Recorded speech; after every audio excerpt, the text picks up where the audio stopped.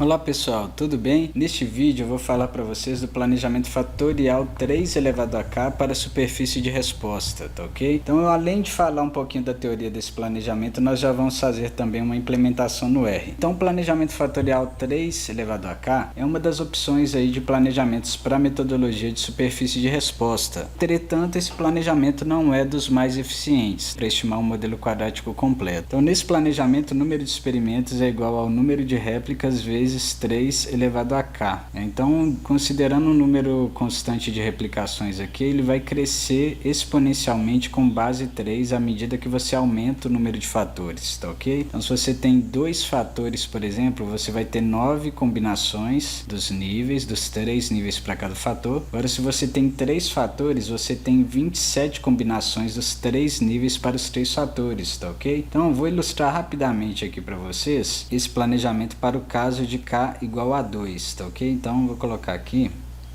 desenhar aqui bem rapidinho.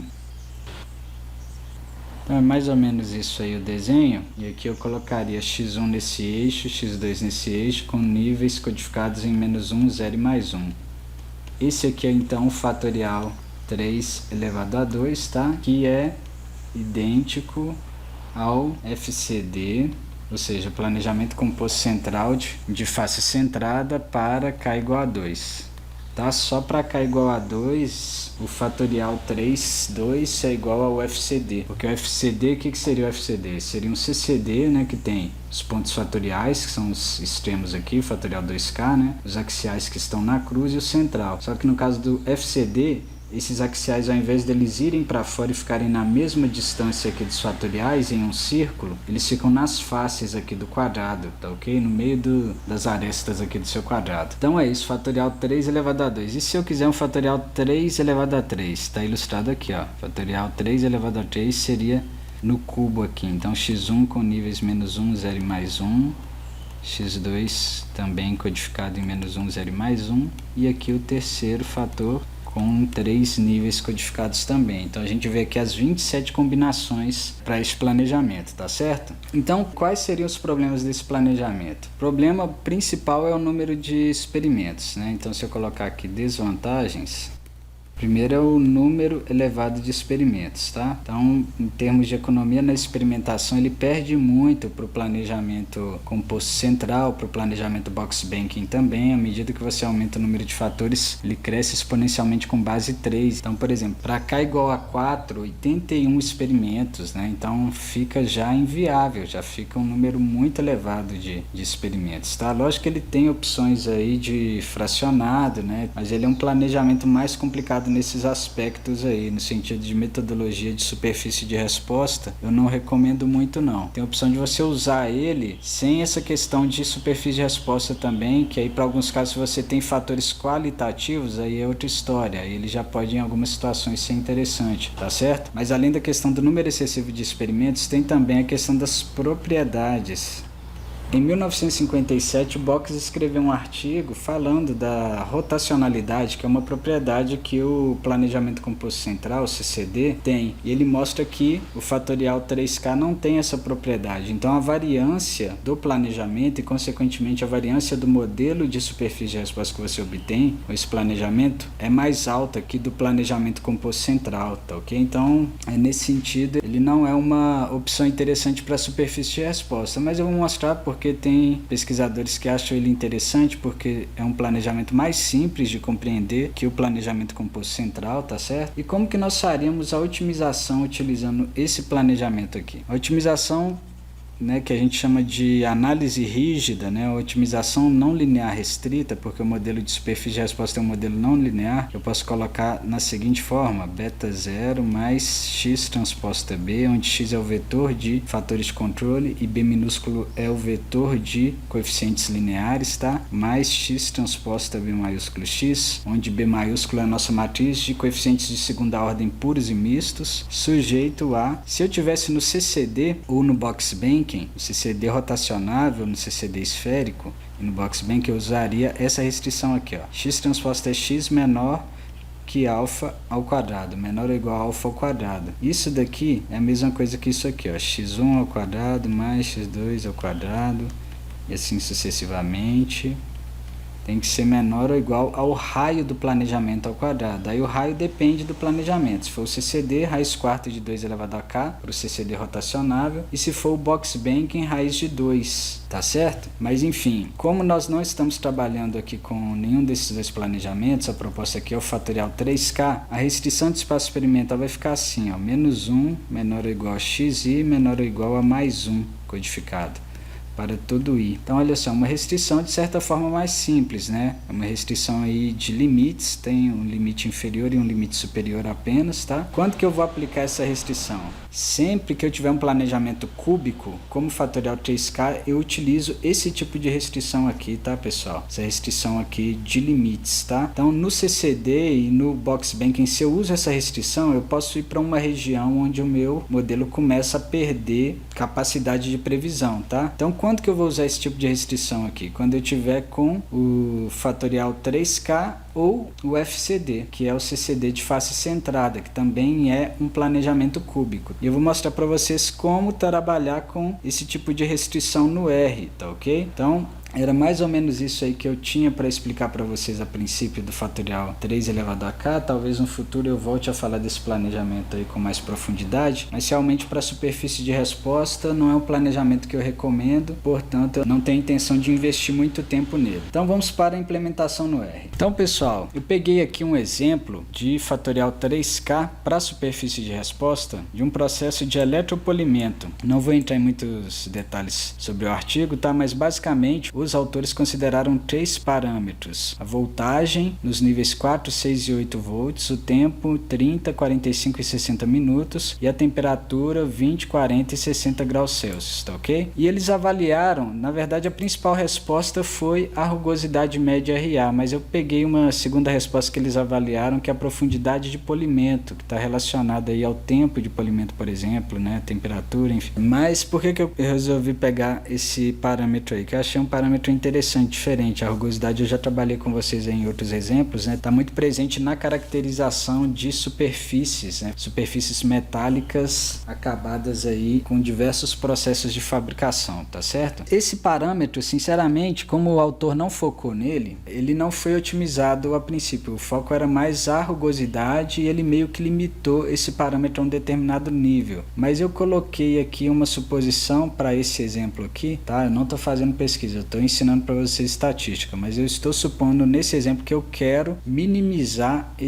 essa profundidade de polimento, tá? Porque quanto mais você faz o polimento, possivelmente melhor a rugosidade, mas aqui tem um problema que se você vai polir demais, você talvez vai ter um desvio dimensional, você vai perder muito material, então no dimensional você pode sair perdendo, tá ok? Então essa é a suposição aqui para a gente minimizar essa resposta nesse exemplo e nessa implementação que eu vou fazer aqui com vocês no R, tá? Como eu já estou terminando a parte de superfície de resposta, eu já deixei aqui tudo implementado para a gente não perder muito tempo, tá certo? Então é o seguinte, pessoal, no pacote RSM eu não tenho uma opção para criar esse planejamento, então eu criei ele com o comando expand.grid do R para facilitar aqui e criei esse planejamento codificado. Eu poderia criar ele decodificado, só que aí eu não analisaria a significância dos efeitos, não faria teste T e nem a nova, tá ok? Mas enfim, eu fiz assim e ao invés de fazer decodificado, obter um modelo decodificado, eu vou dar para vocês uma opção ao final, vou ensinar para vocês. Na verdade vocês já sabem pelo que eu expliquei nos vídeos anteriores, mas eu vou mostrar para vocês uma alternativa. Ao invés de obter um modelo decodificado nas unidades originais, você decodificar os níveis de interesse, decodificar os níveis ótimos operacionais, por exemplo, tá certo? Então vamos lá, o comando expand.grid vai criar um data frame com todas as combinações dos vetores que eu entrei aqui, tá? Ele vai criar meio que uma malha, que aqui nesse caso a gente pode dizer que é de fato o nosso planejamento, tá? Então vamos rodar aqui. Esses autores eles não utilizaram replicação, tá? Então lembrando aqui, ó, com uma réplica apenas no fatorial 3k eu já consigo fazer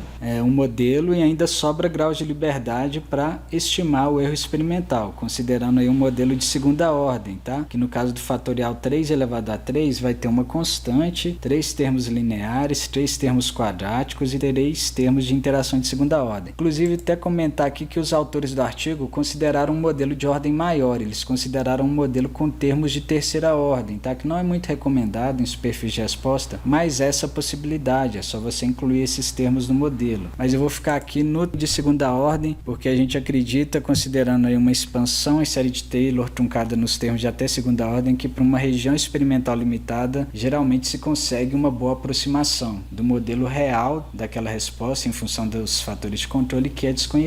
Então, eu já vi o planejamento, eu vou adicionar a resposta aqui, tá? Então, a resposta está aqui, a profundidade de polimento em microns, tá? E são 27 experimentos, né? E agora eu adiciono ela numa coluna que eu chamei de Y. Eu vou ver o planejamento aqui embaixo também, ó. Então, reparem só que primeiro eu vario os níveis do primeiro fator, menos 1, 0 e 1, menos 1, 0 e 1. Depois, para o segundo fator, eu repito 3 vezes cada nível, menos, menos, menos, 0, 0, 0, mais, e vou fazendo dessa forma. E para o terceiro fator, eu faço menos 1 9 vezes, 0 9 vezes e 1 9 vezes. Então, dessa forma, eu consigo as 27 combinações dos 3 níveis, tá certo? Então, eu não utilizei o pacote RSM para criar o planejamento, não tem um comando, o professor Lenf não colocou, acredito que justamente por também pensar que o fatorial 3K não é a melhor opção para a superfície de resposta, mas eu posso utilizar o pacote para analisar o resultado, beleza? Então vamos lá, eu chamei aqui o resultado da análise de res.fetch 3K e vou usar o comando RSM, aí eu tenho que entrar com o modelo aqui, que é y em função de SO de second order e x1, x2, x3, que são os 3 fatores aí, delta igual a plan, é o nosso planejamento. E agora eu vou dar um summary aqui, copiar aqui e Ctrl Enter para a gente ver aí o resultado da análise. Então olha só, aqui a gente tem um modelo 14,97 mais 14,88 vezes x1 mais 6,44 vezes x2 mais 14,33 vezes x3 e assim sucessivamente, tá? 3 interações e 3 termos quadráticos. Observando esse modelo aqui, a gente vê que a curvatura foi baixa, né? Teve 2 fatores que não tiveram significância, os termos quadráticos e o fator x1, o quadrado dele aqui na verdade, teve significância a 0,05, certo? As interações todas foram significativas, tá? E os termos lineares também. O ajuste foi muito bom, né? 94,27% de explicação da variabilidade dos dados a partir do modelo. Então é um modelo que explica bem a variabilidade dos dados, tá? Aqui é uma nova reduzida, tá? Então eu tenho significância aqui nos termos de primeira ordem, nos termos de interação de segunda ordem e nos termos quadráticos eu tenho uma significância mais baixa um pouco, né? Não é tão significativo quanto os outros termos, tá? E aqui é aquela questão da otimização, né? Então, ponto estacionário está aqui codificado, tá? Porém, quando eu olho os autovalores aqui, a partir da decomposição da matriz B, eu vejo que eu tenho 2 autovalores positivos e um negativo. Nesse sentido, o ponto estacionário ele não é um ponto nem de mínimo, também não é um ponto de máximo. Então, no nosso caso, como nós queremos minimizar a resposta, né, eu teria que ter os autovalores negativos para ter a superfície de resposta com convexidade para cima e ponto de mínimo, tá? Então aqui é uma superfície de resposta com formato de cela, ela tem uma torção, possivelmente pelas interações significativas aí, tá? E nesse sentido aí, nós não podemos utilizar o ponto estacionário para otimizar o problema, tá? Então o que nós podemos fazer? Antes de otimizar, fazer otimização restrita ou análise rígida, vamos ver os gráficos aqui. Então eu fiz os gráficos de contorno e os gráficos de superfície ou de perspectiva aqui, tá certo? Olha só, por aqui eu vejo mais ou menos o efeito, né? O efeito de x1, que é aquele que tem uma curvatura, uma pequena curvatura, mas tem, né? Eu vejo que o efeito de x1 é positivo, né? A convexidade aqui é para cima, essa leve barriga aqui. x2 é efeito praticamente linear, né? Mas tem a questão da interação também que dá uma torcida aqui na superfície, ó. Quando eu tenho x1 no nível mais baixo, o efeito linear de x2 é mais baixo. Já quando eu tenho x1 no nível mais alto, eu vejo aqui uma inclinação maior em relação a x2, ao efeito de x2. Então, efeito positivo aí na resposta a ambos os fatores, tá? E aqui nesse gráfico aqui, depois a gente vai ver com mais calma na hora da otimização, mas parece que o mínimo não tá aqui, ó. O mínimo tá por aqui assim, nessa região, não sei. A gente tem que fazer a otimização para ver com mais calma, né? Então, vou fazer aqui também o teste de normalidade de Shapiro-Wilk. Como eu tenho aqui nesse caso o p-valor maior que o nível de significância, que a gente está considerando sempre 0,05, eu não rejeito a hipótese de normalidade dos resíduos, tá? Os gráficos de resíduos, pessoal, eu não tenho feito aqui, mas eu poderia fazer, eu pensei aqui agora, eu vou fazer rapidinho. Então, eu vou fazer um modelo linear 1 aqui, usando a função LM, e colocar a mesma sintaxe aqui, ó, tá? Beleza, o modelo linear, vocês já viram ali, então não vou exibir ele novamente, eu vou simplesmente aqui plotar os gráficos de resíduos aqui, ó. Então eu vou copiar isso daqui, colocar 2,2 fica melhor para organizar, e agora eu coloco um plot LM1. Tá aí os 4 gráficos de resíduos, tá? Sem explicação, porque eu já expliquei muitas vezes aí no fatorial 2K, tá certo? Mas são os mesmos gráficos onde a gente vê normalidade, vê homocidasticidade, vê questão de outliers também, independência entre resíduos e valores ajustados, e é isso. Beleza, agora vamos passar aqui para a questão da otimização. Antes de fazer a otimização, eu tenho que criar uma função para otimização não linear restrita. Como assim? Eu vou criar uma função aqui no R, então para criar uma função eu utilizo esse comando function, entro aqui com o argumento, que vai ser o valor que eu vou entrar para avaliar nessa função, né? No nosso caso a gente vai utilizar ela para ser otimizada, tá? E aqui dentro eu posso colocar uma função, né? Nesse caso eu utilizei aqui, ó, comando predict, com o nosso modelo de superfície de resposta obtido com planejamento fatorial 3K, e o new data aqui são os valores de x1, x2 e x3 aqui da nossa função. E aí eu poderia utilizar essa função para prever valores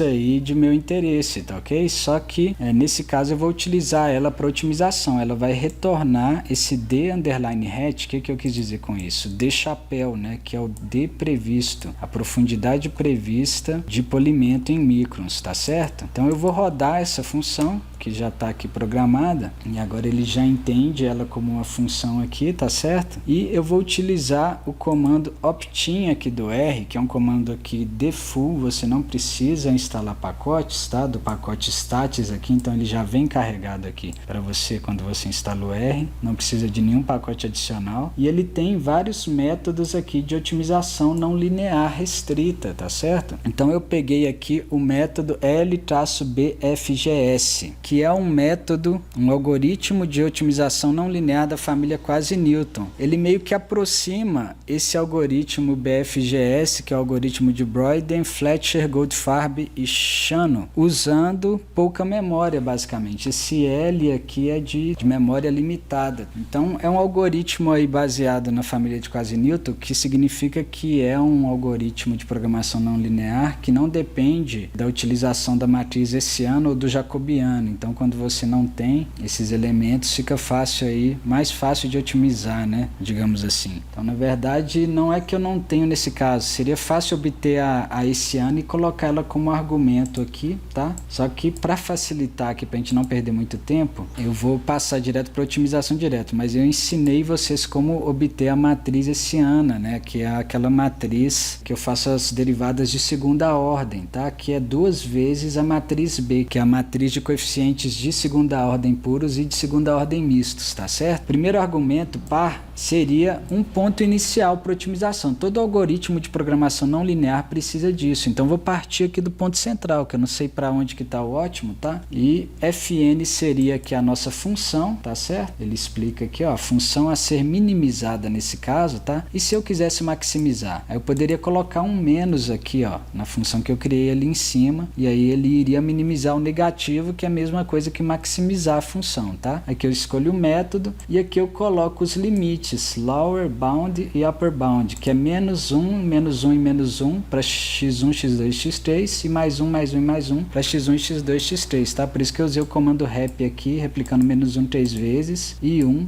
3 vezes aqui, tá? Os limites inferior e superior respectivamente, tá? Então vou dar um Ctrl Enter aqui, pronto, já otimizou. Se eu quiser ver o resultado da otimização, digito aqui que ele vai me mostrar aqui, ó, alguns detalhes. Ele vai mostrar os níveis ótimos dos parâmetros, parâmetros, tá? Então já me mostra como que eu vou acessar eles aqui. O valor ótimo, tá? Então isso aqui seria o mínimo aí de profundidade prevista no ponto ótimo, profundidade de polimento prevista no ponto ótimo, tá? E basicamente é isso, mais importante pra gente agora. Então eu vou armazenar nessa variável que eu chamei de x_otim, que seria os níveis ótimos dos parâmetros, otim cifrão par, né? Eu mostrei para vocês que assim eu acesso esses níveis aqui do nosso resultado, tá? Então Ctrl Enter. Por que que eu separei em uma variável ao invés de colocar isso aqui onde eu quero usar ali para frente? Porque para usar aqui no gráfico de contorno e perspectiva, eu preciso de dar nomes aqui, os mesmos nomes que eu coloquei no nosso modelo aqui, ó, na verdade. Se eu quiser ver ele ali no console, posso digitar aqui para vocês verem, tá? Então esses são os níveis ótimos codificados, tá? Aqui eu coloquei decodificando, só que na verdade eu fiz mais embaixo ali. Então primeiro eu vou fazer o seguinte, eu vou plotar o ponto ótimo, que eu tô vendo aqui que é um ótimo restrito aqui, tá nos mínimos aqui de x2 e x3, então eu já sei aqui que pro tempo é de 30 e a temperatura é de 20, que é óbvio, né? Se eu tenho um tempo maior ele vai polir mais, se eu tenho uma temperatura maior ele também vai remover mais material, tá? Mas a voltagem ficou aqui para cima do ponto central um pouco, então acredito que vai dar 6, alguma coisa na hora que a gente decodificar isso aqui, tá? Mas antes de decodificar, vamos plotar de novo aqui os gráficos de contorno e perspectiva, cortando aqui no x ótimo. Eu só fiz aqui para a combinação x1 e x3, depois se você quiser fazer para as outras, tá? Pode ficar à vontade. Então, vou ver principalmente de perspectiva aqui, ó, que eu tenho realmente uma curvatura maior aqui, né? Então, ele não ficou no menos para os 3 fatores, não. Para x1 ele ficou aqui, ó, próximo do nível central, o mínimo, certo? E para x3 ele ficou no nível -1. Aí se você quiser ver as outras confirmações para entender melhor aqui esse ponto ótimo, tá? Mas eu vou deixar só assim, por enquanto. Agora sim a decodificação aqui, ó. Então eu chamei de voltagem, tempo e temperatura, os níveis aqui ótimos decodificados. Eu vou pegar aqui, ó, do vetor que a gente obteve aqui na otimização, e eu chamei na verdade x_otim para receber o resultado dos níveis ótimos, tá? Eu vou multiplicar pela distância entre os pontos centrais e fatoriais. Então olha aqui para a voltagem, ó. A distância de 6 até 8 ou de 6 até 4 é de 2 unidades decodificadas, 2 volts, tá? Então multiplico por 2 aqui o nível codificado e somo do nível central, tá?